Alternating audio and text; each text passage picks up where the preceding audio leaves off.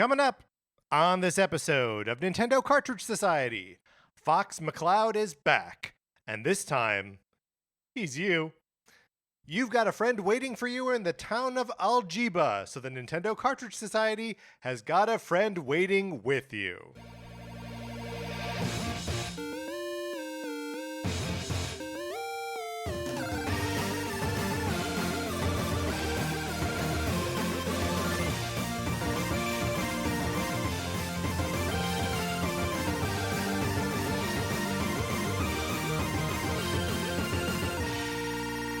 Welcome to Nintendo Cartridge Society. My name is Patrick Ellers, and I'm joined, as I'm always joined, by my co-host, Mark Mitchell. We've got a good show for you today. We're going to be talking about the news from the week, including the reveal of a sorta new Star Fox game.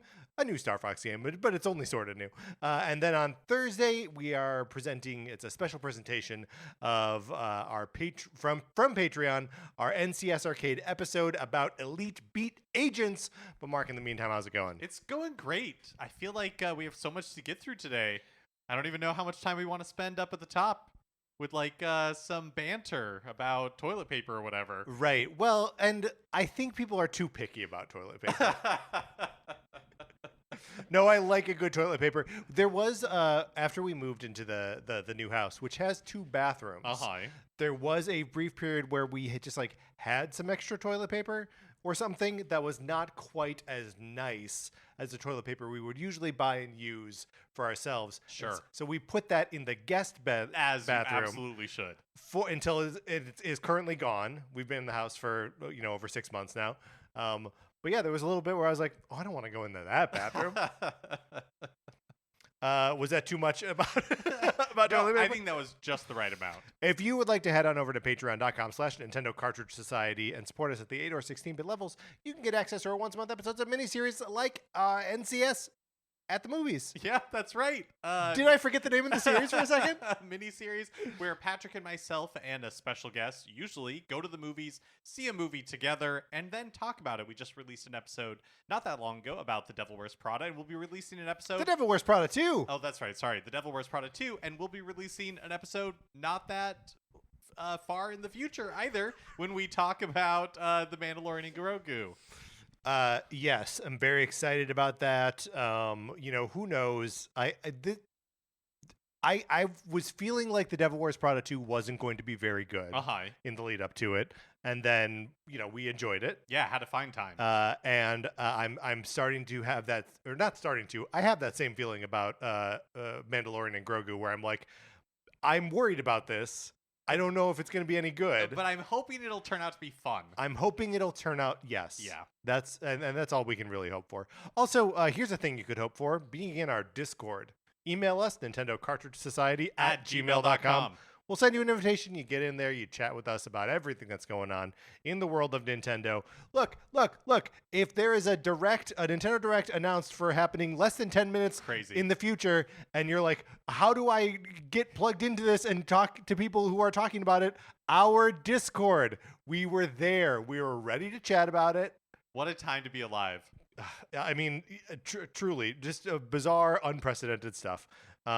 Yes, get in the Discord. It is well worth your time. Mark, we've got a guest weather. Did we say how they get in the Discord? I don't know. Email us. Remember. Did we say it? I don't know. Email us at Nintendo Cartridge Society at gmail.com. It doesn't. I can't even tell if that's a familiar action from earlier in this conversation or not. And then I'll send you an invitation. You get right in there. Okay, a long time ago, we used to have a segment up top where we would talk about the weather, and then we solicited guest weather. We wanted to talk about the weather in other places. Yeah, people could write in and tell us a place that they wanted to hear weather from. And we have a listener who is going back and listening to our back catalog at a time when we were still doing guess weather. Or weather at all. It's been years since we've done it. But Dexter wrote in. This is not a start of weather again. I mean, if you wanted to, I guess. So we need multiple people to request weather to happen again. Yeah, Oh, right. But if you want to write in for guest weather, you could do that. No one can stop you. Right. But Dexter wrote in. They've been listening to our back catalog when we were doing guest weather and requested weather for his hometown of Vancouver, Canada. So big ups to Vancouver, Canada. Big ups, of course, to Vancouver, Canada. Seems like kind of nice. Yeah, warm today. Mm-hmm. High of 73, and then it's going to be cool down for the rest of the week with chance of rain. And for our friends to the north, that means like 23 Celsius, and then mid to high teens for the rest of the week. Yeah, and rain Enjoy is that it. thing where water falls from the sky. Right. So enjoy it. What if there just was no Celsius word for rain? Oh, interesting. Does that make sense? I mean, it makes sense to me, but that's because I speak Fahrenheit. Well, yes, you and I are fluent in Fahrenheit. Well, so thank you, Dexter. I hope we did you proud. It does seem like it is a little too rainy this week. Oh, I don't know. That sounds so nice to me. You want a couple days of It's rain? been hot here. It has I'm been not hot. into it. But we're not talking about the weather here in Los Angeles. No, that's not this segment. And if it was raining in Los Angeles, we would have to say, of course, my favorite thing that people say in Los Angeles when it rains. It's raining? No. Do they say that? They say, well, we need it. Oh, right. Of course. Of course. All right, Mark, I snorted right into the microphone. That's embarrassing. At my own joke. Let's get into what we've been playing this week.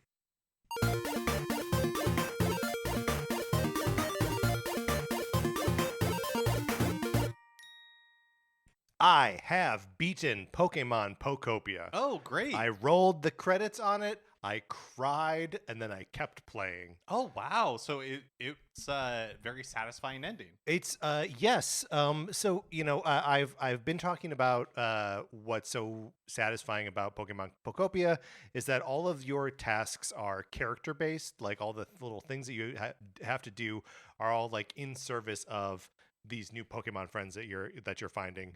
And as you get like towards the end of the game, and I'm not going to spoil anything here, but the sort of reality of what happened to the humans, why there aren't any humans on Earth, and why and how like the Pokemon slowly started to like wake up and like what they're up to, as well as like the central mystery of a lighthouse that you keep like putting resources into. All of that ties together into this really like bittersweet, sad, nostalgic thing that both like connects the humans and the Pokemon and is like sort of resigned to like, but this is the way things are now, is just very sad and sweet and wonderful. And I really, really, really loved it. Wow, that sounds so beautiful. It really is, and I cannot recommend it enough. I was saying before that I think Pokopia is a system seller and like a must-play, like absolute all-timer Switch 2 game. Is a reason to get the console if you haven't yet. Another reason would be is that it's going to be more expensive in a couple months. But yeah, just absolutely rocks. I can't recommend it enough.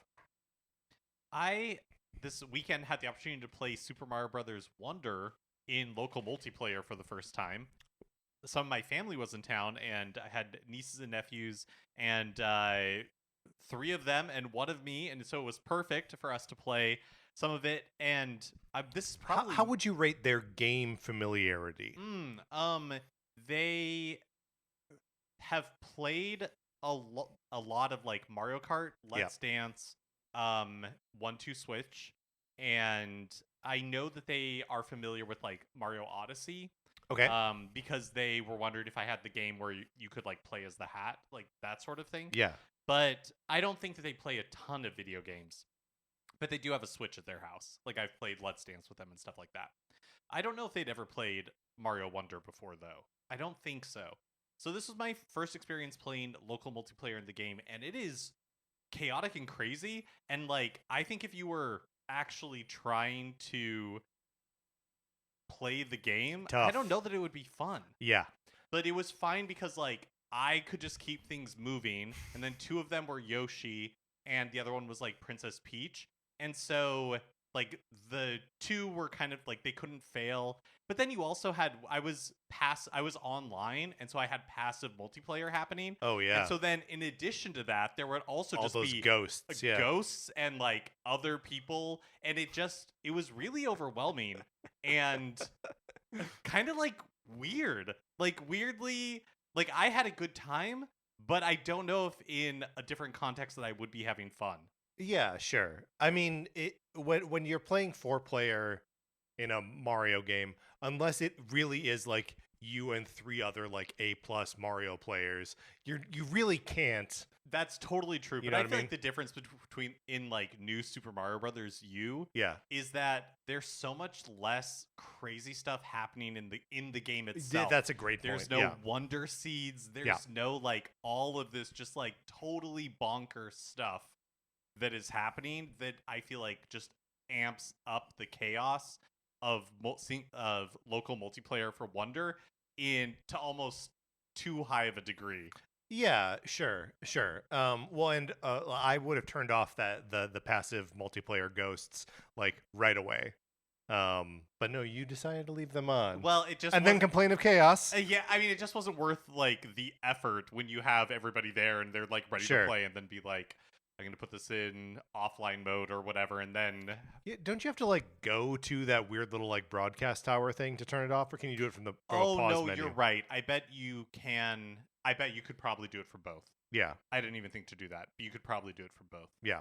I mean, we had a great time. Don't get me wrong, but I just never experienced it before, and it's like, whoa, this is truly chaotic.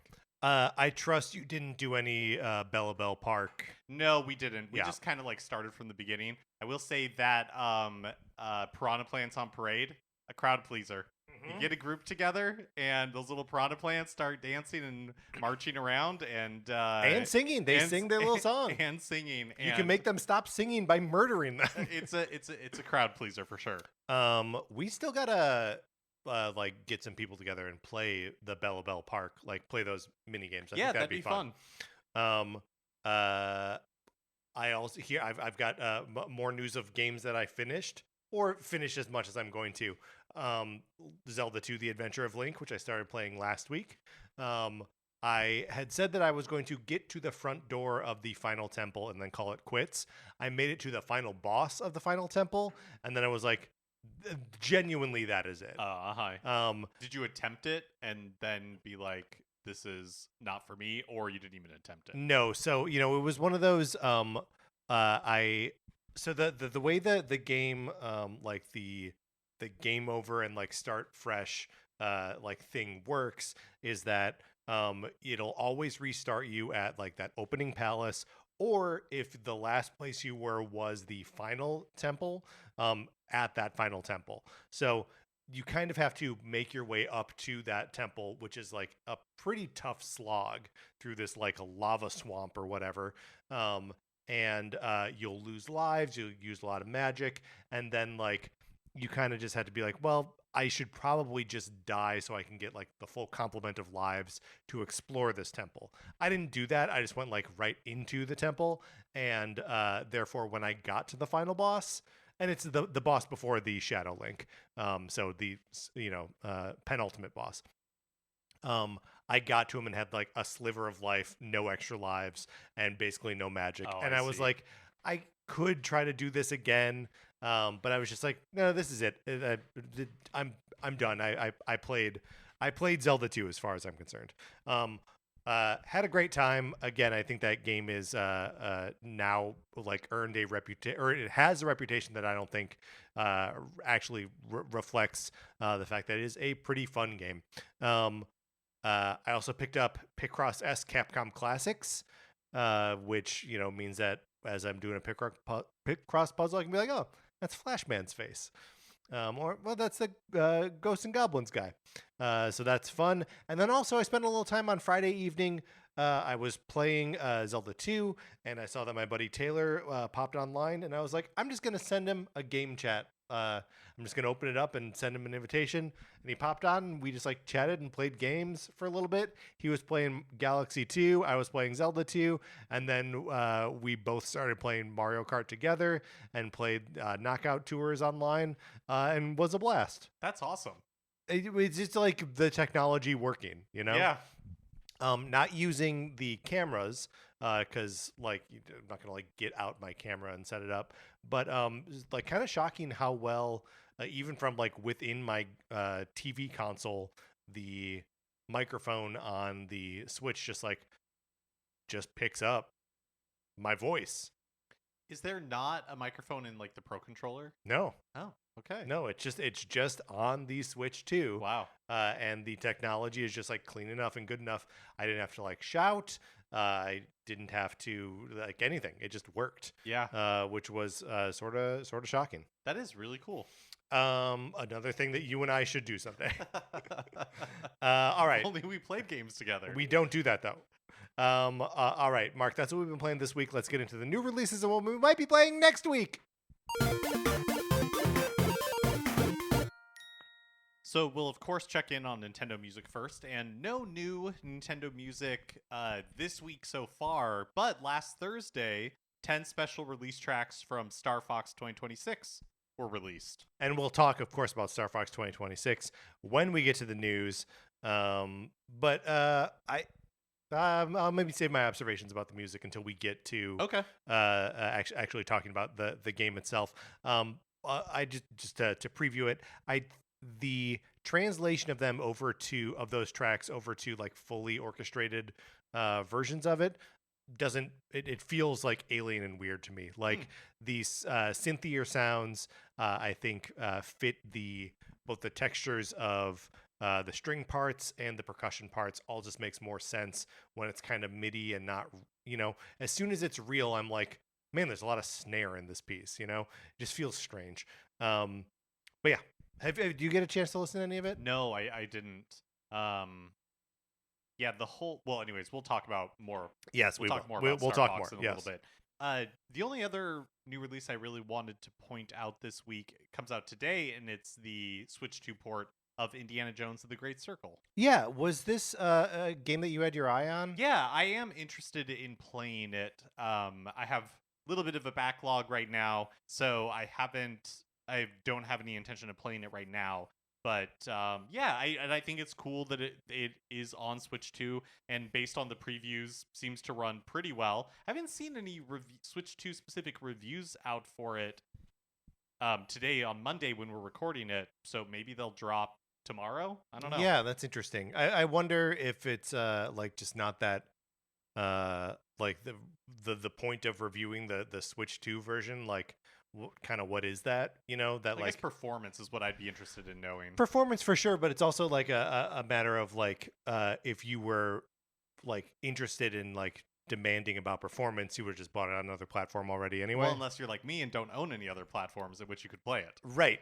Yes, of course. But the only thing you have to go on then is like, how is the game, and like a review for that already exists. No, I want to no, what I'm saying is I want like I bought the Outer Worlds, right? Yes, and yes. I wish I would have waited because the initial performance was not very good. Right. If I had read a review of it, then I would not have purchased the Outer Worlds initially because it didn't run very well on Switch. Yeah. Same thing here. What you need is a review from the future that mentions when they patched it so it worked. Well, yes, but but if there's a Switch 2, I don't feel like this is that weird of a concept. No, if there's a review it's Switch not that 2 weird of a version, concept. I'm saying I don't know from like a publishing standpoint. Like I don't know that there's as much juice behind putting out a Switch 2 like review as having put out like the original one. Like was there a PlayStation review of Indiana Jones and the Great Circle? Doesn't it also come out today, or did that already release? Probably. I thought it already did. I thought it already did. No, I think you're probably right. Yeah. I think it did release last year. Yeah. This is just Switch 2. But yeah, like a Nintendo Life or IG, like a Nintendo specific site. Certainly a Nintendo specific site. Yes, that makes sense. Anyways, all of this is to We're not fighting. All of this is to say that I am interested in Indiana Jones and the Great Circle, but do not plan to pick it up initially on release. Right, until you read some reviews about it. Yes. Okay, great. Also, you had highlighted on Friday, May 15th, yes. Rugrats Retro Rewind, which is a collection of like retro Rugrats games based on the animated series from the 90s and early 2000s, which is a I've never played a Rugrats video game before. I have no familiarity with any of these games. Yeah, I was also kind of shocked that there were a bunch of of Rugrats games, and they all kind of like land in that like 32-bit like some PlayStation games and maybe some like so it's like just it is like really at the age where I would have checked way out of that sort of like licensed game. So yeah, it just I was like, oh my god, there's like 5 Rugrats games in here, and I don't even know like what it would be. I mean, almost all of them are like Escape from Reptar or whatever. So, if the Rugrats games are your jam, they are out there from Limited Run Games. All right. Well, and actually, I had a question about like Limited Run Games, putting out collections of games that are being published both physically and digitally by Limited Run. It's interesting that they've like taken on the not just a like publishing label for physical things, but also for digital goods. Yeah, it is interesting that they've kind of moved into that space for these retro collections. Like same with that Jurassic Park collection, right? That just got delisted not that long ago. And that I did not buy before it was delisted. Yeah, me either. Despite the fact that I talked about it on this show like the day before it happened. All right, Mark, let's get out of the new releases. And now it's time for a regular segment on our show. It's time for 433. In 1952, American composer John Cage wrote a piece called 433, wherein a performer or group of performers didn't play their instruments for 4 minutes and 33 seconds. For the purposes of this show, our instruments are talking about Nintendo. So, for the duration of 1 performance of 433, Mark and I will talk about something not at all Nintendo related, thus fulfilling the contract of the piece. Mark, favorite childhood toys? Yeah, is the topic here. I was thinking about this week because I had family here, and I grew up in the era of pound puppies when I was very young. Sure. Pound puppies were really popular, and my mom sewed a lot of things growing up. Like she would make pajamas for us every Christmas and stuff like that. But she also made like pound puppies for us. So bought like a pattern from a fabric store and then created so I had one that was maybe like a foot long and it was like chocolate brown. Sure. So I don't think it was officially licensed. It was just like yeah, probably not. Well, maybe just worth laying out what a pound puppy is. Oh yeah, probably. There were like 2 sizes of them, right? There were like both the like Beanie Baby sized, and they were sort of Beanie Baby-esque, right? That they had like little beans in them. And there were puppies, which were dogs, obviously, and purries, which were cats. And then there were also like these the larger sizes of them that, like you say, were maybe like a foot, 18 inches, something like that. And yeah, was there like a cartoon or something? Yes, there was, but I don't know which begat which. Sure. Like, I think it's possible it started, or that they were born together, like Transformers, where it was like, we're doing a cartoon and a toy because we want to sell a bunch of toys. Right, and because it's been made illegal to market these toys directly to children on TV. Yeah. So you have to make a cartoon that, I mean, this is where He-Man comes from, arguably where the Turtles show comes, or what motivates a lot of what happens on the Ninja Turtles animated series. But also, who knows? Like, they could have been invented as, like, little toys first, and then like the Care Bears, the Care Bears, they started out as like Hallmark cards. They started out as greeting card characters, and then became toys in a cartoon and stuff. So so you had homemade pound puppies. Yes, and I was not really a stuffed animal kid, but I really loved that brown. What was his name? I don't know that I gave it a name. Sarah had pound puppies and pound purries as a child, and she and her brother would name the characters, even though they like come with names, and they assumed that all of their last names were Pound because they were pound puppies and pound purries. And at some point Sarah was like recounting these early. Is this going to be appropriate for this show? Oh, I don't know. She had a cat named Coochie. I'll just leave it there.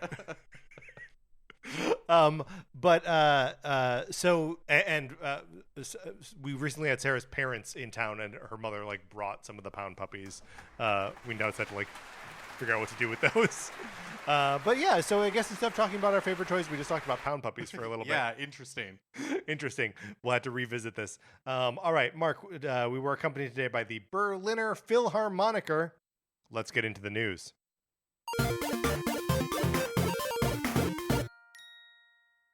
Okay, so last Wednesday, Nintendo dropped a Star Fox Direct with literally like 10 minutes notice.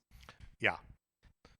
The presentation. I was only made aware of it because we were in the people. Yeah, I think you in the Discord were like, No, no, you texted me. No, yeah, because yes, I think Meisei Ace posted it first. Yes. And then I was like, I reacted to it in the Discord, but then I texted you so that way, in case you weren't paying attention to the Discord, Right, that you would see that this thing is happening, because it was truly out of nowhere. Yes. Again, just with like 10 minutes notice, maybe even less. There was like, this is Miyamoto. Join us for this like Star Fox Direct. Yes. That was happening. So yeah. Which, in those less than 10 minutes, like imaginations run wild, where you're just like, they're calling it a Star Fox Direct. Does this mean we're going to learn about multiple Star Fox games? Mark, early on in the presentation, you noted there were multiple ESRB ratings at the front end to be like, oh my God, what is about to happen here? How long is this going to be? Like, it was all questions for, 8 minutes or whatever. Uh-huh. And then no more questions. So the presentation started with, first of all, it revealed a new game simply called Star Fox for release on Switch 2 exclusively, and it comes out on June 25th. So pretty soon. Yes. So the presentation starts with Miyamoto showing off Fox's introduction in the Super Mario Galaxy movie, in like the entire segment. They show it. And then he hands the presentation back to Yoshiaki Koizumi, who he leads the rest of that presentation. He leads the rest of the presentation. Right. I think of him as now like the Mario presentation guy.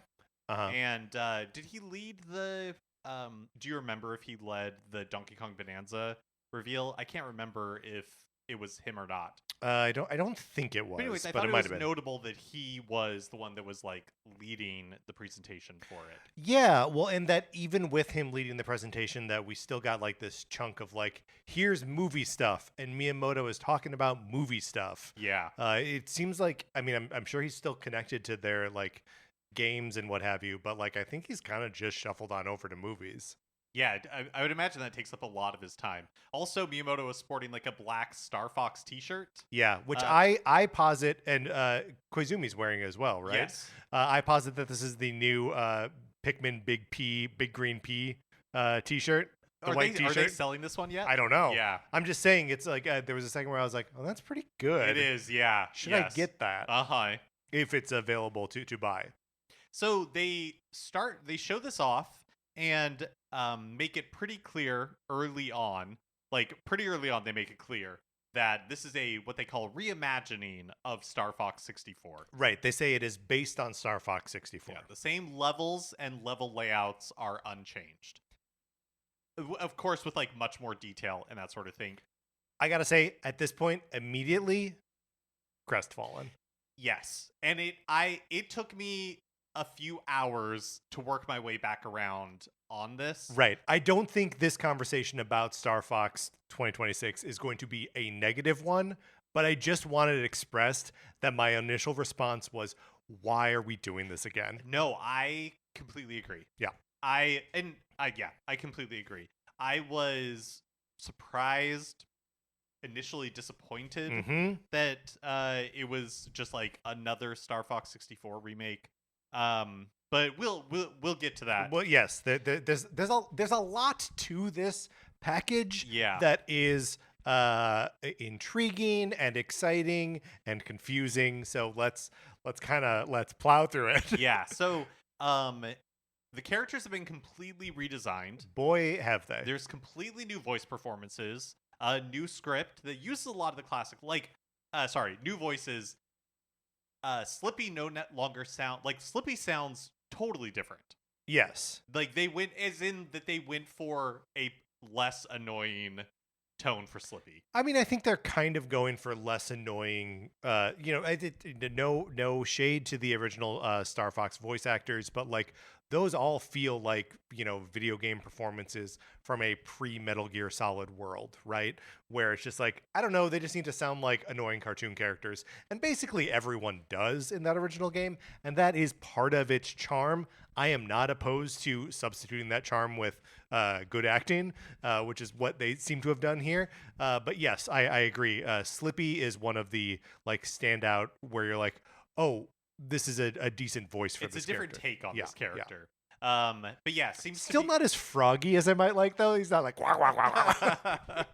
but yeah, like the script seems to be mostly rewritten. All new interstitial cutscenes. They showed off an entirely new prologue. Yeah. That is all about James McCloud and kind of like the things that happen before, like a prologue. Yeah. a prologue. So there are. Should we talk about the new character designs? Yeah, let's talk Okay. about them because that it has elicited a lot of different reactions online. Yeah, yes. And like I don't like the new designs. I'm not I don't hate them, but I am sort of like I don't know, after seeing the design of Fox in the Super Mario Galaxy movie, which is even cartoonier than they normally appear in the game, and just knowing that they had all these like they had like the puppet aesthetic that they used to like sell Star Fox Zero, and then just to see this, which is a little bit more like they feel like they're taxidermied Muppets, kind of. There's like a hyper realism to their anatomy, which is just not in line with what I think about these characters. So I don't love it. But I'm also like, most of the time these guys are going to be in the cockpit, so I don't think it's going to affect me that much. Yeah, I think it's definitely it was surprising. Yeah. The redesign, and I think that the renders that were on like the Japanese website shortly after the game was revealed look, I think, pretty good. Something is lost in translation to me in the way that they're represented in the game that we've seen so far. But I think your point about like the realism is an important piece as to why they look like they do, because we learn later in the direct that one of the features of the game is in game chat, and that you will be able to basically like be those characters or create your own like fighter, basically. The Japanese website showed that was an option You to like can customize. create. Oh, that's You're basically like customizing, and so like it's face mapping, right? So like you could play game chat in Star Fox 2 with your friends, and you appear as Fox McCloud, and as you are talking or cocking your eyebrows or looking left and right or doing all of that sort of thing, Fox is mimicking you. And I think that they started from like that was an idea that they wanted to implement, and then had to work backwards on the character designs to match that level of like realism, because in order for Fox to be able to like cock each eyebrow individually or like move his nose or like his cheeks and all that kind of stuff, I would guess that required a certain amount of like moving pieces in the character designs. Yeah. And that required a certain amount of like reality to be integrated into it. That is my guess is how we ended up with these character designs. Which I guess I can buy, but like there's also, if you're on like like a video call on Google or whatever, and you're using like those filters, there's like a weird little alien that's like a cartoon, and like it also is like your face and expressing all of that, and it doesn't have to look like a photorealistic nightmare toad. But so yeah, I mean I guess I can see like why we ended up here. It's interesting too, because like in addition to the realism being represented in the character models, I do think that the like cliff sides of Corneria look like sort of realistic cliff sides, and I would almost rather they be rendered more like the mountains of Hyrule, with like just a little bit more of like cartoon shading or whatever. because there's no escaping that it feels a little like PlayStation 3 to me, when we're like zoomed way out and looking at these landscapes. Like there's an impressive level of detail, but like the detail doesn't feel that expressive of the character of the game to me. Yes, I think what I would say about the aesthetic, which I think I don't think you're wrong, but I think looks fine. But like the aesthetic of the world that what we've seen so far and the aesthetic of the characters is that all of it doesn't match what I expected from a game called Star Fox. Right. Right? Like I feel like that has the expectation in my mind of something a little bit more cartoony. Like I don't know, realism is not what I necessarily want from from Star Fox. Yes. And so it's interesting to me that that is the direction that they've taken with this game. Now, it should be noted that we were talking in our topic episode last week about remakes, and we were really talking about it in terms of like how what we could learn from previous remakes in for the Ocarina of Time remake, which is now I think an open question.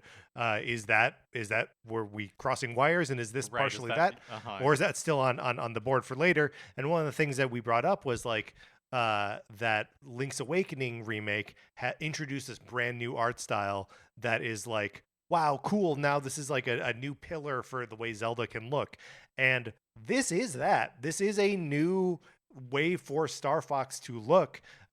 It's just amazing that it comes on like the heels like a month ago of a new way for Star Fox to look in the Mario Galaxy movie. And it's like the total opposite direction. Yeah. It doesn't surprise me that it doesn't surprise me that the movie and the game are two different things. Right. I would guess they didn't even talk to each other. The people working on the movie had no idea. I would agree. That there was a Star Fox game in the works, and because we haven't seen Nintendo try to bridge those two worlds at all. They haven't tried to make Mario in the games look like Mario from the movies. Like they are letting them be their own thing. Right, absolutely. But yes, it is interesting, especially because a lot of people's reactions to see the aesthetic of Fox in the movie was like, give me a game that looks like this. Right, either a game that looks like this or that looks like this sort of like anime, right? Like the cartoon, when he's the flashback introducing sequence. himself. Yeah, like there are two great Star Fox designs in the Mario Galaxy movie, and then they're releasing a new Star Fox game, and they're like neither of those. Yeah. So like I don't like it. I understand people. I've also made my peace with it. I'm like, okay, that's fine. I don't think it's going to affect me that much. Although they are saying these interstitial cutscenes, we're going to be spending a lot more time with these characters, either in the cockpit and like seeing their full bodies, or like hanging out on the Great Fox between missions. We're going to see a lot more of these guys. I will say I am glad, as weird as this is to say, I'm glad that they're adding more story to this, because Star Fox mythology makes no sense to me. Star Fox 64 makes very little sense to me. Like so much of it is just maybe it was in the manual, I don't even know. But to like explain James McCloud and like the situation that we find ourselves in Star Fox 64, great. Like yes, add all of that stuff. I want that level of detail. Please clear up the Star Fox mythology. But with the caveat of like, but make it good. Sure. Do you know what I mean? Yeah. Because like there are, there's at the beginning of Star Fox 64, every level there is like a little back and forth between like General Pepper and Fox, and then at the top of the level it's like Fox checking in with all the guys, and like something happens, and like, man, the last time I played Star Fox 64, I was like start, like just skipping through these things as fast as I can. And part of that is because the presentation there isn't particularly good, and the acting can be annoying.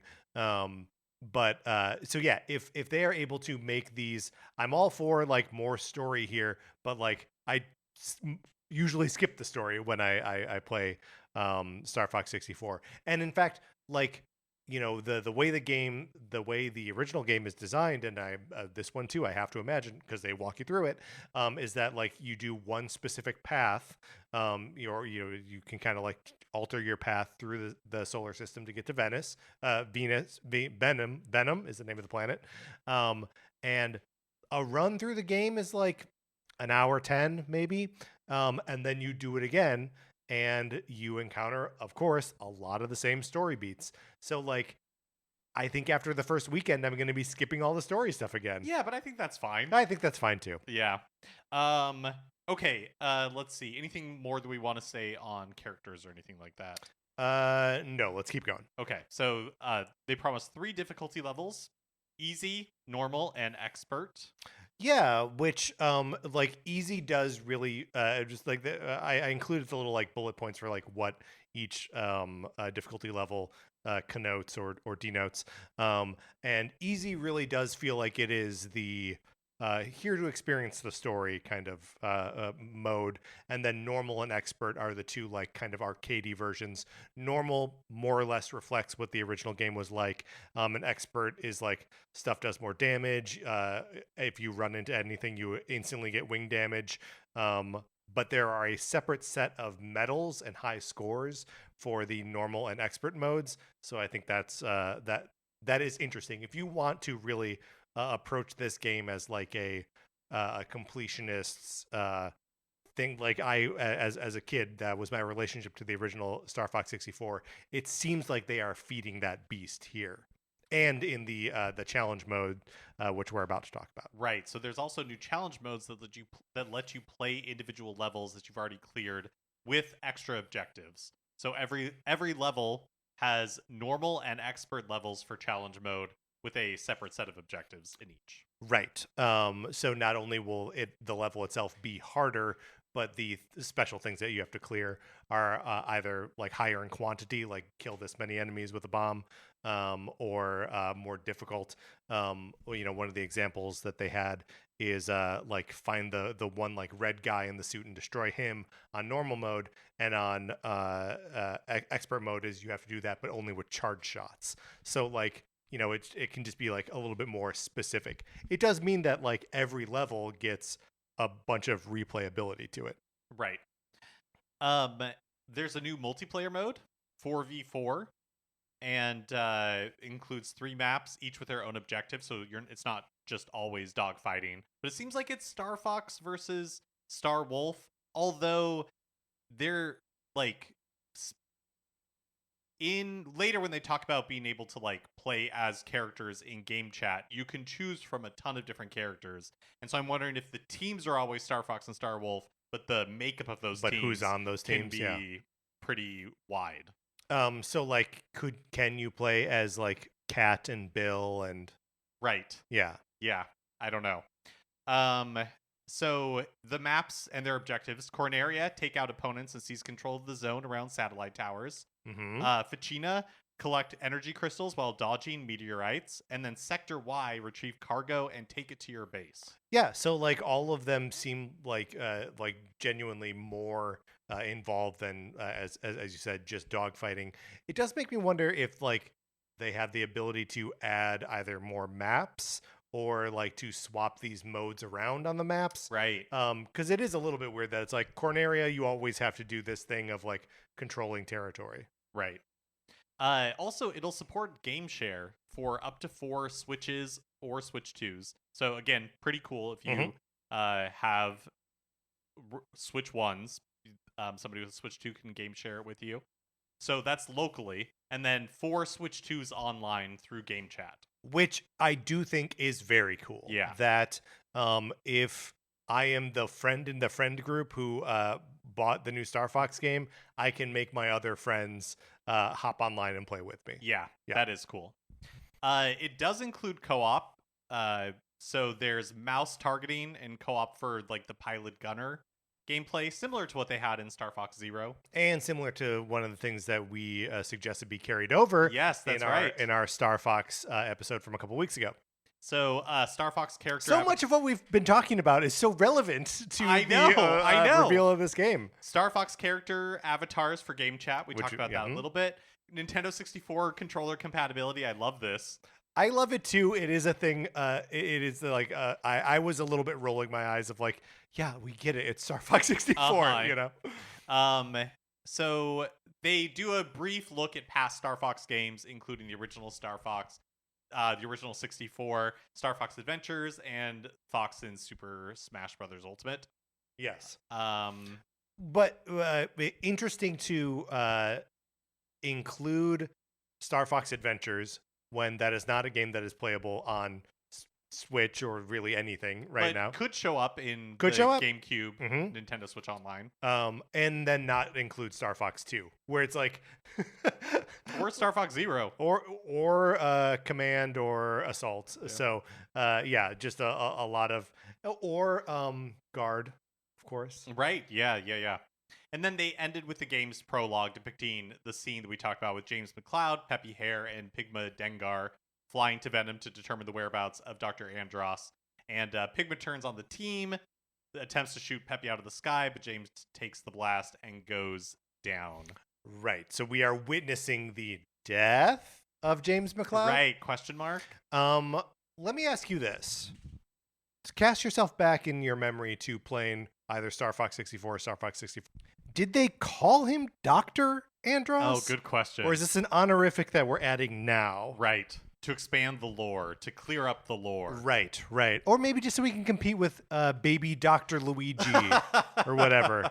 Baby Dr. Wario, I guess. Yeah, is the maybe. character. Oh, yeah. If only Dr. Goomba if Tower. only Dr. Mario World was still around.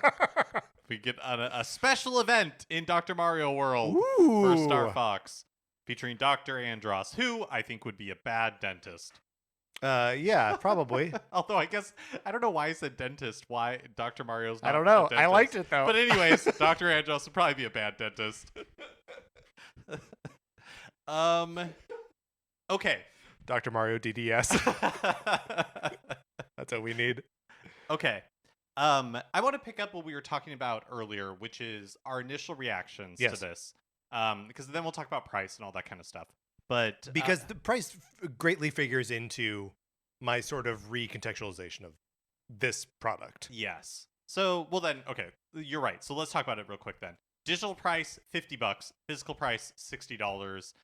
But Walmart and Amazon are again offering physical, for a couple of cents below the digital price, which is awesome that they continue to do this. So that's 3 games in a row that are like below the $70 or even $80 price point. Yoshi, Splatoon, and this. So yeah, sorry, continue. No, I want to talk about game prices later when we discuss Nintendo's financial results, like overall. Yeah. Because I think it's totally kind relevant. Of crazy what's happening right now. But okay, and then there's also amiibo support. No new amiibo, but any existing Fox, Falco, Wolf amiibo from Smash give in-game extras, so additional backgrounds and emblems for multiplayer battle banners. But the thing that I want to kind of like pick up on this, I guess there's 2 parts of it. First, so when I initially saw this and saw that it was a remake, reimagining, whatever, of Star Fox 64, that was a bummer to me.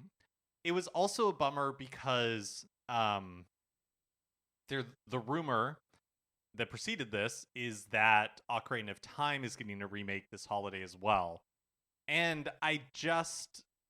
if that turns out to be true, I guess I still kind of feel this way where it's like, really? 2 Nintendo 64 games that were both already remade on the 3DS. Yeah. And that's the second year of the Switch, too. But then somebody brought up the point, I think it was Paul in the Discord, that it was basically 15 years between Star Fox 64 and the 3DS remake. And it's been 15 years since the 3DS remake. Yeah. So part of it is just that I'm old and I've lived through all 3 remakes of Star Fox 64.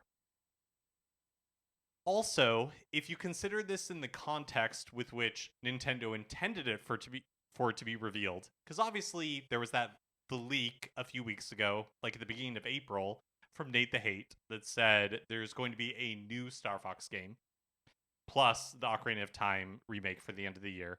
And that got the mind reeling. We did a whole episode, talking about what a new Star Fox game could be. And so those expectations being set up by a leak versus Nintendo's marketing plans, if we take it that it played out exactly how they intended it to, where right before the Mario Galaxy movies released, they reveal that Fox is in it, and then radio silence until 10 minutes before they drop a surprise direct with a remake of Star Fox 64 with all these new features for $50 digitally. That's like potentially, if it comes out of the blue, that's like Metroid Prime Remastered level of, wow, that's crazy. I can't believe this is happening. Right. And Metroid Prime Remastered had the benefit of being like in the middle of a Nintendo Direct, right? Yeah. And as a like, here's a cool thing that we decided to do. Why not take one of our old games and really just give it like some intensely high fidelity graphics, add a new multiplayer mode, add a new challenge mode, and here it is. Like that is fun when expressed that way. If we are waiting for a new Star Fox game and this is what they like deliver as their new Star Fox game, like it's just it totally is an expectations management game, and I absolutely let myself get excited for the idea of a new Star Fox game, and that's not what this is. And it's also possible to like recognize that and also say, I don't like the way it looks. Like, I'm not a fan of the character designs. Right. Like, that's totally fair. Right. And that's the thing that really gets me is that, like, I have two different pillars of disappointment here that are unrelated to each other, right? One being the new character designs that I don't really vibe with, and the other being the story and gameplay of Star Fox 64, which I've played a billion times before. With the expectation of a new Star Fox game. Exactly. Yeah. So I think without the leak, this plays so differently. Totally. And the other thing that I wanted to talk about with this is, okay, what does this mean or doesn't mean for that rumored Ocarina of Time remake? Yeah, and I think we just don't know. Because, like, on the one hand, like, the date was almost right from Nate the Hate's description. His description of, like, a multiplayer mode and really like high quality graphics. That was all correct. That is what this game is. Yeah. But, you know, he's not super specific in the leak, but like he did say a new Star Fox game. But technically this is a new Star Fox game. Yeah, but it has the name of the first Star Fox game and the levels of the second Star Fox game. But what I'm saying is, like, we don't know what he meant by new. But also, but it says Ocarina of Time remake though, so like, well, that's because the language is being used there. We're If both doing a lot of pointing right now. That's because if I were going to guess, what are we talking about? Switch 2 reviews of Indiana Jones and the Great Circle. No, if I had to guess, what happened, and nobody's forcing me to, but I'm going to do it anyways. I'm pointing at you now. It's that this game, whoever leaked it, maybe it was from the Direct, maybe it was from something else, but they just saw that it was called Star Fox. Right? Great point. And Great so point. maybe drew the conclusion from that, hey, it's a new Star Fox game. But maybe this Ocarina of Time remake is going to be like Skyward Sword HD or Twilight Princess HD, where it is very clearly labeled like Ocarina of Time HD or Ocarina of Time whatever, you know, they're going to end up calling it. And so maybe that's where... Also, I guess it's possible that, like, they got wires crossed and this was a remake and there's a different Zelda thing. There's a new Zelda thing. That is not an Ocarina of Time remake. I don't know. But it's something else. I mean, I also will say that just because this seems to be a pretty faithful remake of Star Fox 64 does not make me think that the a possible Zelda Ocarina of Time remake would be in the same mold. I completely agree. It could still be radically transformed. I completely agree. What do you think about the idea that Star Fox is like a little bit of a like test run, or like a here we are putting out Star Fox 64 or basically a remake of Star Fox 64 because we've got like hopes to release another game in this style, like sort of what happened with Metroid Samus Returns to Metroid Dread, or the Famicom Detective Club remakes to Emio the Smiling Man. Prior to those two examples, I would have been like, no way, that's not how Nintendo works. They don't do like a test of like a remake of a game to then make a new one, but they have now done it twice. Yeah. in the last generation. We also don't know who's making this. Right. Like, is it internally Nintendo? Is it a third party? Like those two examples were. Yeah. I don't know. I mean, if this is super successful, they have no reason not to make another one. There's kind of a rumor floating around. I don't think it's sourced by anybody that should be taken seriously necessarily, but there's a kind of a rumor floating around that they are already working on another Star Fox game. Maybe like more like Star Fox Adventures, which seems totally crazy to me, because I don't know how this game would tee up something like that at all. But yeah, I mean, I'm sure they would love for this game to really hit, and that they could start making more Star Fox games again. But is that their plan? I don't know. I would be curious. I don't think we know the answer to this, or I certainly don't. Was Metroid Dread already in the works by the time that, even at a very early level, by the time that Samus Returns was released? Or did they genuinely wait to see the response before greenlighting it? Well, I mean, it depends on what we mean by like the early development of Dread, because Dread did have like a 17-year. I guess what I'm saying right, is like it was around for a really long Mercury time. Steam already like beginning to pre-production? Oh, I see what you're saying. Metroid Dread, when just like basically like did they roll right off Samus Returns into working on a new Metroid game? Which still would have been like what, 4 years, right? That Samus Returns was 2017 and Dread was 2021. Yeah. So which the scale of like development from a 3DS game to especially of a remake to a new Switch game, and Dread is gorgeous. Like that's a very good looking game.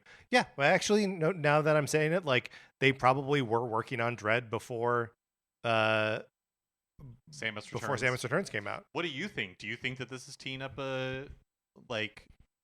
I mean, I kind of don't. Anytime a Nintendo narrative seems too neat, I'm like, no. They don't think this far ahead. They don't think this linearly.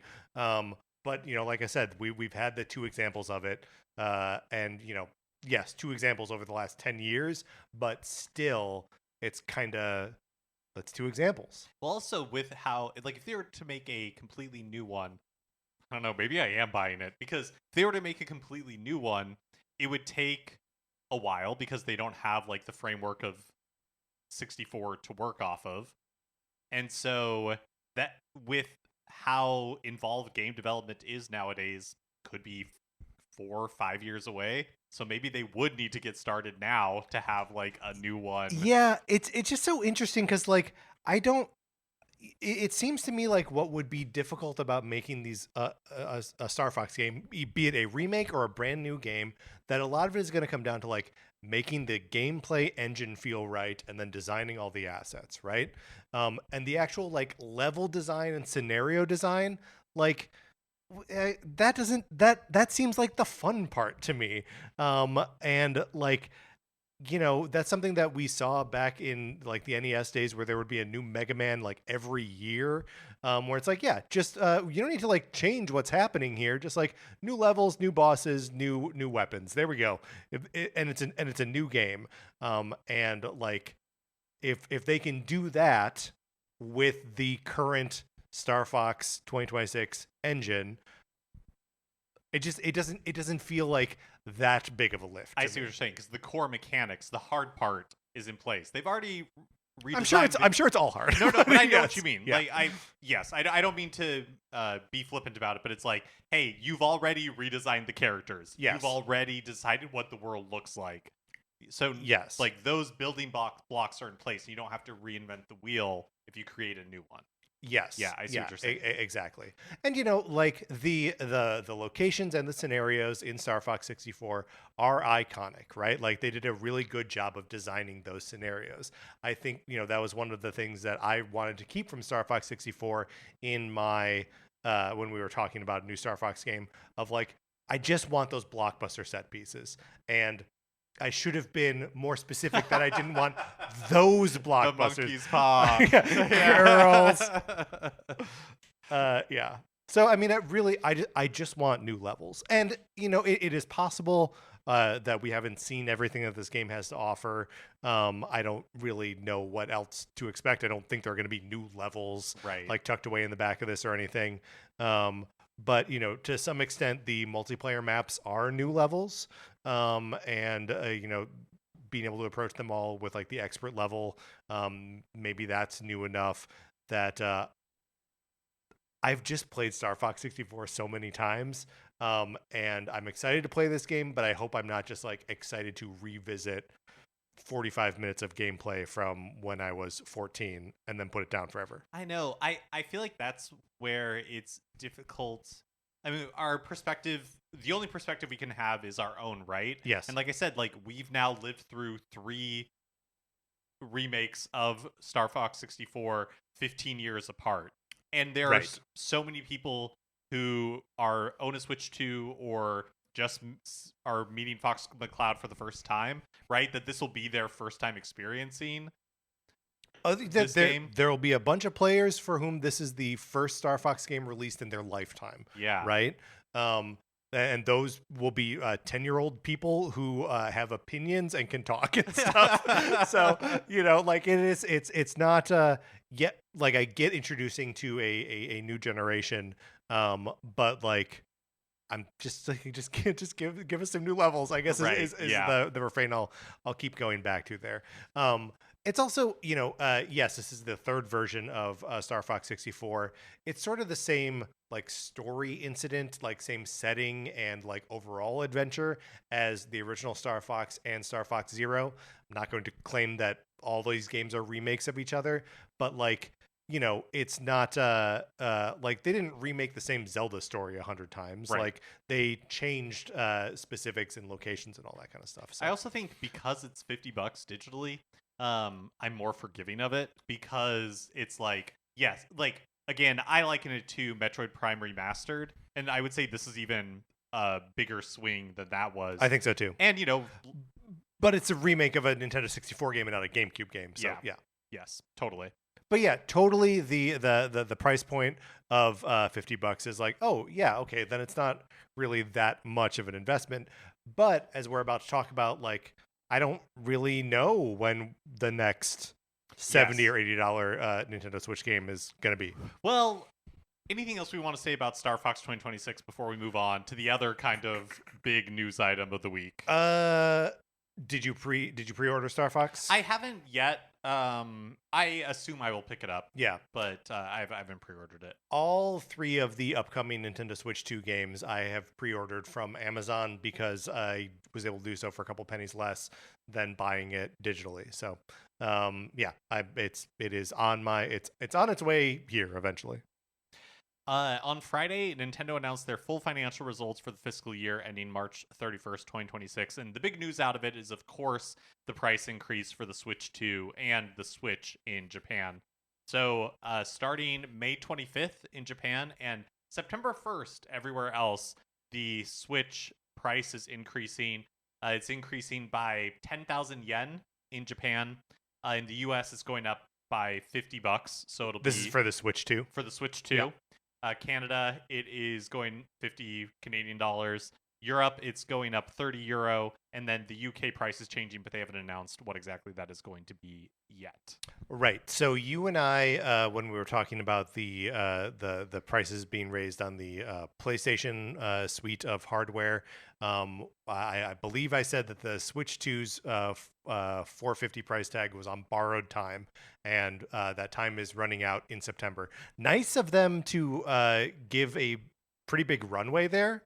That like if you want to get a Switch 2 at the current price, you have ample opportunity to do that. Yeah, except in Japan, where they are pulling that trigger really quickly.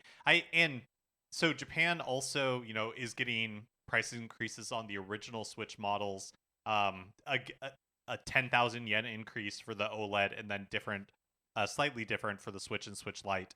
But also in Japan, the price of Nintendo Switch Online subscriptions is going up, and only in Japan. Yeah. Not as much, not as like to as stark a degree as the Switch 2 price increase. South Korea is also having their Nintendo Switch Online subscriptions raised. But it feels to me like, you know, Nintendo did so much in the beginning of the Switch 2's life to kind of like protect the Japanese market. Totally. Well, and even going into it with the Japanese language exclusive version of the system. Right. So they could keep the price lower. Right.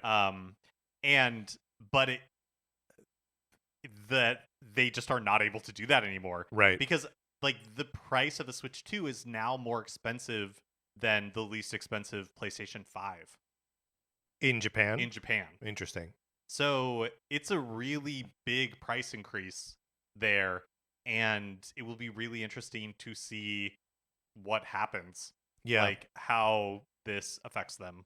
It's I will say that, you know, $50 isn't nothing, right? But like at launch, a lot of us bought the Switch 2 for $500 for the new price. It came with Mario Kart World, right? Like that's why it was that price. But it's not like uncharted territory to sell the Switch 2 for $500. Right. Yeah, and it was like genuinely just like a matter of time. I'm impressed they made it as long as they did, especially considering that like tariffs hit the day the Switch 2 was announced. Like that was Liberation Day or whatever. Right. So like, you know, that they were able to scramble and keep that price artificially low and raise prices on basically everything else, I think is admirable. Yeah, it's like Nintendo is being squeezed, and all the console manufacturers really are right now, like in all directions, right? Because right, components like memory and RAM is just incredibly expensive right now. Consumer sentiment is in the toilet. Gas prices for shipping or anything or manufacturing are way up. So it's just like, it's just a rough time to be making game consoles. I mean, it's a rough time to be doing business internationally. It's a rough time to be a small business. So like, you know, it's in some ways I you know, and we don't know how bad the economic situation is going to get.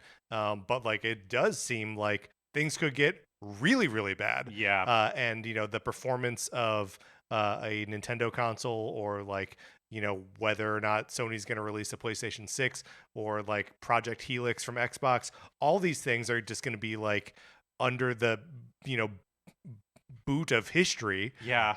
So, I mean, yeah. I don't know. I mean, yes, what a weird time in general. What a super weird time to be trying to turn Xbox around. I know. You know, like, but in his remarks, Nintendo President Shigeru Furukawa stated that the price increase still will not cover all cost increases associated with manufacturing the console. That makes sense to me. But Nintendo did ship 19.86 million Switch 2s last fiscal year, which beat their forecast of 19 million and also is a record for a console's first year from any manufacturer. Right. So Nintendo had a good year last year. Like right. There's no kind of denying that. That makes their the next year that they're projecting a like 20% decrease in profits is perhaps more reflective of they had a great year this last year. Right, and they're facing all of these additional headwinds. Totally. Because they're forecasting to sell 16.5 million Switch 2s this next year, which I think would be a little bit less than the Switch 1 sold in its second year. So if you combine the two, would still put the Switch 2 ahead of the Switch 1 at the end of its second year, right? Compared to the Switch 1. Just the expectations game now for Nintendo is just so skewed, you know, because they had such runaway success with the Switch that like any sort of comparative thing, it seems like it's gonna, even though like they're still doing pretty well, right? Well, a part of it is that historically, well, Nintendo says this themselves, that historically, year twos for a console, they sell more than they did in year one, but that is not what they're expecting. So this is what they say in their report. Quote, for our hardware systems to date, sales units have generally tended to be higher in the second fiscal year after launch than in the launch year. Nintendo Switch 2, however, launched at a time when many consumers were continuing to enjoy Nintendo Switch. Against this backdrop and other factors, launch year sales reached a level we had not experienced with any of our previous hardware systems. In light of the strong sale performance in the first year following launch and price adjustments, so that price increase, we expect unit sales for the fiscal year ending March 2027 to decline year over year. That said, we view this as a healthy level of sales for the Nintendo Switch 2 in its second year after launch, and we continue to anticipate further growth in its installed base. So, And that's key, though, is that they need to have a lot of Switch 2s out there because, as far as we can tell, Rhythm Heaven coming out in July, that's our last Switch 1 game for a while. Yeah. Possibly ever. So, like, you got to keep, if you're going to keep putting out Switch 2 games, which of course they're going to, they need to have Switch 2s to sell them to. And I saw some people talking online, like, in light of the increased cost of the Switch 2 and all that kind of stuff, and the existing install base of the original Switch, should Nintendo now start working to make as many cross-gen games as possible instead of focusing on Switch 2 games? And I think no. I also think no. I mean, unless I think if they do that, they basically abandon the Switch 2 as a like platform, and that feels like a mistake. Right. Yeah, I completely agree. A mistake on par with remaking Star Fox 64. Well, especially when Furukawa said that they intend for the Switch 2 to have as long of a lifespan as the Switch 1. Right. And yeah. We also got some anything else that you want to say on like the price increases before we move on to some of the updates on sales for games? No, I don't think so. I mean, I think it just it was inevitable, right? Yeah, we were leading here the whole time. Yeah, I feel like this is such like kind of like a weird result for Nintendo, especially when it comes to some of the software where it feels like it's really like heavily weighted towards a few titles. Like Pokopia sold over 4 million copies in its first 4 weeks, which makes it the 5th best-selling Pokemon spin-off of all time. Great. Like, and it feels like the sort of game that's just going to continue to sell throughout the Switch 2's life. And deserves it. Pokemon Fire Red and Leaf Green sold over 4 million copies in 6 weeks. Great. Tamagotchi Life sold over 3.8. Over 4 million. So almost as many as Pokopia? The only measure we have for both of them is over 4 million. Great. So yes. Yeah. So possibly more than Pokopia. in 2 additional weeks, but yes. Yeah. Tamagotchi Life sold over 3.8 million in its first 2 weeks. And interestingly, 40% of those players are on Switch 2. Yeah, interesting. So that does imply that there is an appetite for Switch 1 games on Switch 2. Yes. And that, yes. So for other titles on Switch 2, it's a little more like some of the library titles. It feels a little more mixed to me. We know that Mario Tennis Fever didn't crack 1 million because it wasn't mentioned in Nintendo's reporting at all. Mario Kart World sold 670,000 copies last quarter. So for a total of 14.7 million, which is an impressive number. But for comparison, Mario Kart 8 Deluxe sold 490,000 last quarter. It feels like almost as good as the new one. Yeah. And Mario Kart World has slowed down enough that it came up in like the investor Q&A. Like, why is this game slowed down so much? Donkey Kong Bonanza added 270,000 for 4.52 million. So it feels like some of those higher priced Switch 2 launch titles, like you have $80 for Mario Kart World, $70 for Donkey Kong Bonanza, are, and Mario Tennis Fever not cracking 1 million. And then like Kirby Air Riders, like that's over 1 million now, it is right? Over 1 million, yeah. And it added like 120,000 or like 200,000 copies sold last quarter. But it I don't know. It just feels like to me that maybe it is true that some of those early Switch 2 games are just priced too high for what the market can bear right now. Yeah. And so we see Nintendo in correction mode because there is no $70 Switch 2 game announced for the future right now, right? It's all what I would call like budget titles. Totally. I mean, I would assume that the Pokemon games coming out next year will be $70. Right. I assume that Fire Emblem will be $70. I But maybe assume not. that I too. don't know. Yeah, I don't either. Since they announced the split in price from digital and physical, they have not put out the price for a game that is $70, which really leaves us in that like we don't know what the value of a Switch 2 game is at the moment, and then they further complicate it with Rhythm Heaven being $40 on Switch 1. So yeah, I really. It's a situation in flux. It's also really crazy to me that, like, in 2026, you'll be able to buy the new Star Fox game for the same price that it costs to buy a new Wii game, like 20 years ago. Right. That's wild. Yeah. That's really crazy. You'll be able to buy the new Star Fox game for the same price that you could buy the last Star Fox game for. So, I mean, all of that said, this is where I, go back to being like, it's kind of like, it's not a bad result for Nintendo because they did beat their increased forecast for Switch 2 and Switch software.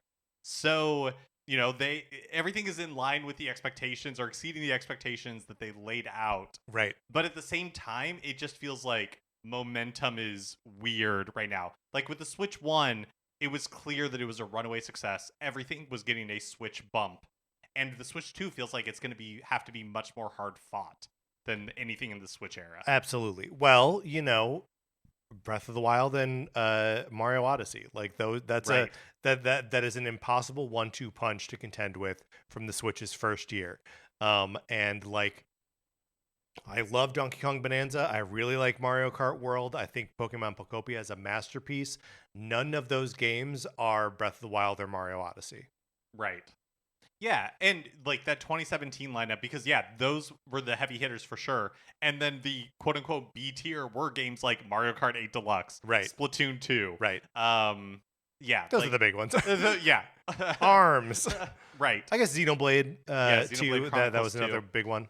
But yeah, there were just so many games that became like perennial hits, and but the software development landscape, the economy, like everything is just so different. So it feels to me like you can read into these results anything that you want. If you want them to be good, if you want it to be like dire, like it's all there. I will say Nintendo has a history of kind of sandbagging their forecasts. So they'll, their original forecast for the Switch 2 was 15 million, and then they like to revise up later. Exactly. Yeah. So we'll see what ends up happening. I mean, I saw that like Nintendo stock took a hit this week, but like I think some of that is just like, well, this is neither like a particularly good or particularly bad report. It does like put in pretty stark relief that the Switch 2 isn't a runaway success, right? That it's not like everyone's going to get rich beyond their wildest imagination, but it is just like, yeah, we're doing all right. We're staying the course. We are successfully executing on the Nintendo thing.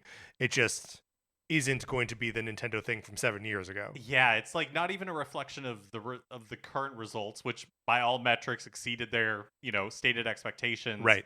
And a more reflection of the uncertainty, I feel like, of like what is to come. And that's some of that was reflected in the investor Q&As. We don't have an official English translation yet, but from the unofficial translations, a lot of the questions were like basically of the gist of when are the heavy hitters coming? When are we going to get 3D Mario? What's the deal with Mario Kart World, like the slowdown in sales? And Furukawa, essentially from the unofficial translations that we've seen, it's just like, those games are coming. They will come, but we intend to have like a robust lineup of games on Switch 2. And I think that means, like these Star Fox games, Splatoon Raiders, things like that. So you never know what'll become an unexpected breakout success like Pokopia ended up being. Yeah, well, and like truly, yes, you can say that like they expected Breath of the Wild to be a big hit when they put it out, but it performs well beyond what a Zelda game has ever done in the past. Ditto Mario Odyssey, especially considering like 3D Mario was like a little bit of a niche product for them. Yeah. Where like the 2D Mario always sold way better. And just like for 3D Mario to be like the sort of like golden idol of a game to release. That wasn't true before Mario Odyssey. So yeah, I think they're smart to just be like, or to not only fall back on the things that have been successful in the past. Obviously, I can't wait for a new 3D Mario or Zelda game, but yeah, we're gonna need games coming from all directions and all sizes. But even PlayStation's forecasts for PS5 sales indicate that they expect zero bump from GTA 6 this fall, that like tells you everything you need to know about how crazy things are right now. Yeah, well, and considering that the GTA 6 isn't coming out on PC right away, right? Like you have to play it on PlayStation or Xbox. They're really not expecting any kind of their forecast is basically like also kind of like on the level of Nintendo's, where it's they're just trying to weather the storm, you know what I mean, and figure out what they're going to do with the PlayStation 6. Right. I mean, just wait, guys. You're fine. don't put one out. Not for a while. What do you? I mean, GTA 6. Is that going to be a seismic event when it comes out? Is it going to be? I mean, that's the expectation, is that it's going to be that it's like going to be a nuclear bomb. Because like it reaches out beyond the normal like game player, game enthusiast audience, right? To like normies play GTA 6, or played GTA, and especially played GTA 5. But you know, like with all these things, I'm all. You know, Mario Kart 8 Deluxe was a relative megaton bomb for Nintendo, and then Mario Kart World sold pretty well, impressively well. But you know, I think there's yes. I mean, I think it'll be incredibly interesting to see how it plays out, because the expectations are so high. Yes, around it. That's like 25 million the first weekend, right? Like, is their expectation something like that? Like that, like how do you achieve that? That just feels like even if you're massively successful, if you're not the most successful thing of all time, right, you will be labeled a failure. So yeah, I think that's going to be really interesting to see. I mean, also, you know, the big question is, what is it going to cost? Yeah, probably $70, right? Yeah, I mean, that would be my guess. They probably could charge whatever they want, but you know, I do like there are definitely. Well, I don't know. This is just speculation at this point, so it doesn't matter. And I don't think any price from 100 down to 60 wouldn't surprise me for GTA 6. It wasn't all Switch 2 stuff. The original Switch sold 3.8 million, which is below their forecast of 4 million, for a lifetime total of 155.92 million, which crazy. They expect 2.5 million for the 2027 fiscal year. And Fire Emblem Fortune's Weave was restated as releasing in 2026. There's been an internet rumor that it's been delayed to 2027, but seemingly that is not the case. I don't believe it. Nintendo also announced that legendary Nintendo icon Takashi Tezuka will be retiring from being an executive director on June 26th. The assumption is that this means that he's retiring from Nintendo entirely, but that hasn't been confirmed. Tezuka, if you're not familiar with the names, is seriously like a Nintendo legend. Served as a designer on the original Super Mario Brothers, was a director on Super Mario Brothers 3, The Legend of Zelda: Link to the Past, Super Mario World, and has been integral on like countless titles since then, including his most and I guess like last credit is on Super Mario Brothers Wonder. And you know, Tezuka's not a face that's been like front and center on like Nintendo Directs and stuff, but like I remember him like being trotted out during the marketing cycle for the original Super Mario Maker. Yeah, the 30th anniversary. Yeah, and really like walking through, you know, revealing those like hand-drawn maps. Yeah, with like interviews with Miyamoto and stuff. Yeah, really, really cool stuff. Really incredible guy, and like obviously shaped a lot of our experiences and everyone's experiences with Nintendo throughout the year. But you know, like we're getting to the point where like the original old men that made Nintendo what it is are like retiring. They're retiring. Yeah. So a new Nintendo Switch 2 edition has been announced. Oh yeah, we're moving on from the financial stuff. Anything else you want to say before we close that? No, I think you summarized it well. What a strange time to like literally be squeezed from all sides, and I weep for us all. A new Nintendo Switch 2 edition has been announced. Fitness Boxing 3, your personal trainer Nintendo Switch 2 edition, releases July 16th, 2026. The company Imagineer, who develops it, publishes it in Japan, but then Nintendo will release it overseas. Does that go in my spreadsheet? Well, that's good question. Did I put the other fitness boxing games on the spreadsheet? Let's find out. Yeah. So I guess that will tell us. So I did put Fitness Boxing 2, Rhythm and Exercise, and no, that's it. Yes, I did put that on the spreadsheet for the Nintendo Switch 1. So I should add Boxing 3. Okay. We don't know the price outside of Japan yet, but new features include the ability to use the Switch 2 camera to kind of monitor your form while working out. You've also got, quote, advanced judgment mode, which tracks exactly how fast and accurate your moves are. And I don't like that advanced judgment. It's not just judgment; it's advanced judgment. Advanced. Get out of my head. And then boost up mode, which accelerates your BPM up to 200 as you play. Game share support is also included. Visuals are said to be enhanced. As part of that Nate the Hate rumor, there was kind of like a third piece, which was that there was a sports game. Could this be that? I mean, totally possible.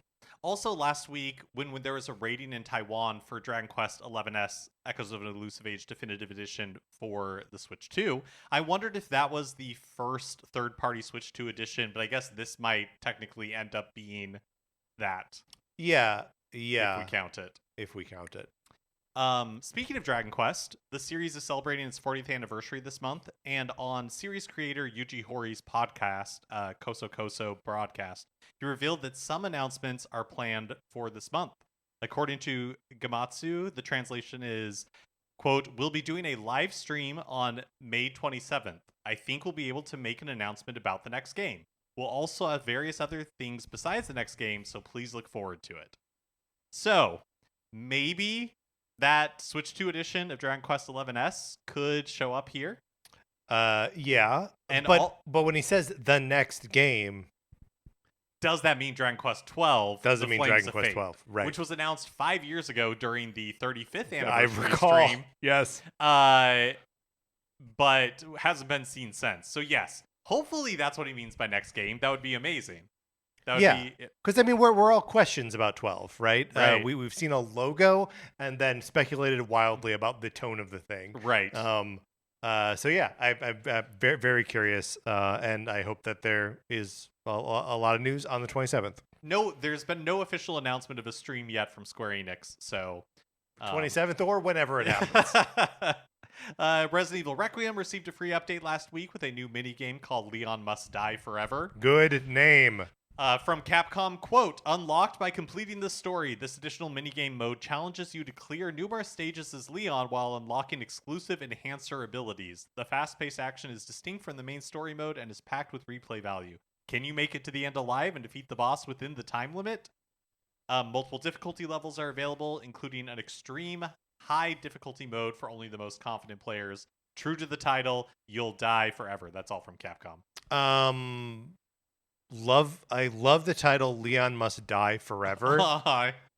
Just because, like, what does that mean? The syntax there is I know, insane. but it's like very evocative at the same time. It really is, yes. You had finished Resident Evil Requiem. Have you thought about dipping back in for this? I would be interested to check it out, yeah, but I'm really more interested in whatever the DLC, the new story stuff, shows up. But yes, that would be fun. I don't think I've removed it from my system yet, so not like Final Fantasy VII Remake, right? Exactly, which you did do before playing Integrate, right? Because I had my fill and I needed the space. Mina the Hollower, hey, has a release date May 29th, and Mina the Hollower also has a price, $19.99. In their tweet announcing the release date, they said, all of this available for less than $20. Okay, guys, calm down. Yeah. $19.99 is $20. But yeah, nice to have a date on this, and it's not very far away. Great to have a date on it. The other day I was like, I'm going to pop into the store and pre-order this on Switch 2. Can't do that just yet. You can't pre-order the game. And that's fine. And not always available for indie titles. But, you know, this is one of those where until it is released and I'm playing it, I don't believe that it's out. Yes, So, yeah, for sure. Very excited. Looking forward to the end of the month to play Mina.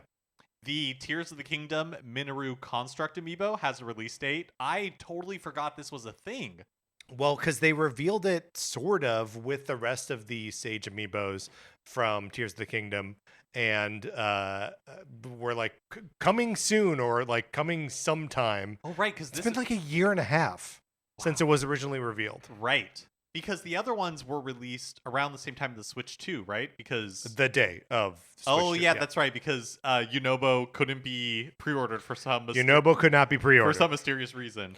Minoru's Construct was first revealed on April 2nd with the rest of them. April 2nd, 2025. So I'll praise the spreadsheet. So from April 2nd to its release date, September 17th, the following year, that's a 17-month gap between reveal and release. $35. Mm-hmm. Did you get your pre-order in? No, I didn't, but it's available on Nintendo's website. So I don't think the demand for this thing is huge, but I'll figure it out when I get home. Finally, on May 27th, Nintendo is dropping the My from My Nintendo Store. Going forward, it will just be called Nintendo Store. That makes sense. Why was it called My Nintendo before? I don't know. Maybe because it was like it started out as like part of the like rewards program that replaced Club Nintendo. Yeah, and so maybe that makes sense. And then like because it's only recently that they use it as like an actual storefront, right? To buy like you can buy a Switch 2 from it. You could pre-order Minoru's Construct. Which it's crazy that they have to sell that product now, which is like a little bit of a spoiler from Tears of the Kingdom. Yeah, that's true. You know what I mean? That's true. I guess if you don't know what it is, right? That, like, yeah, the context of it. Yeah, that it's not that big of a spoiler. Yeah. All right, Mark, let's close out the news. All right, that is going to do it for this episode of Nintendo Cartridge Society. Remember, if you're not in our Discord, you should be. Email us, Nintendo Cartridge Society at gmail.com. We'll send you an invitation. You get in there, you chat with us. It's a great time. Anthony DeLuca made our logo. Our theme music is provided by 8-Bit Betty. You can get more of his music by going to 8bitbetty.com or by listening right now. For my co-host, Mark Mitchell, this is Patrick Eller saying thank you for listening.